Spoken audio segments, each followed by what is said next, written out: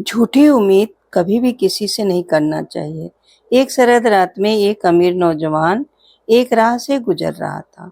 अचानक उसकी नजर एक बूढ़े गरीब पर पड़ी, जिसके शरीर पर एक भी कपड़ा गर्म नहीं था और नौजवान ऊपर से नीचे तक गर्म कपड़ों से ढका था।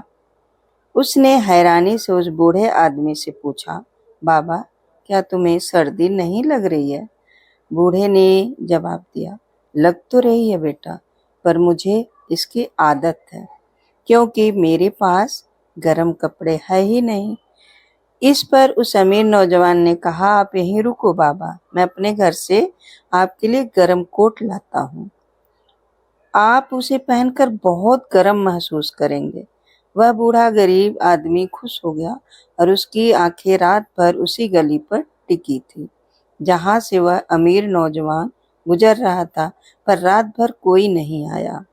सुबह जब उस बूढ़े गरीब की याद आई, वह कोट लेकर भागता हुआ उसके पास गया, पर वह बूढ़ा ठंड से ठिठुर कर मर चुका था।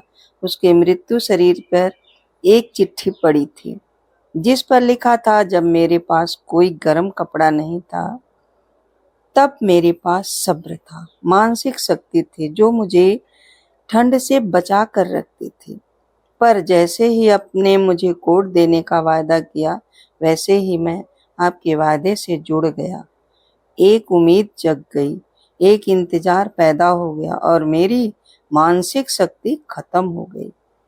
वह इंसान रात भर जागता रहा, उम्मीद के साथ, इंतजार के साथ। उसकी आंखें पथरा गई और जो सर्दी आज तक उसका कुछ न बिगाड़ पाई थी, वह आज एक कोहरे की चादर से मौत बनकर उसे ढांप कर चली गई।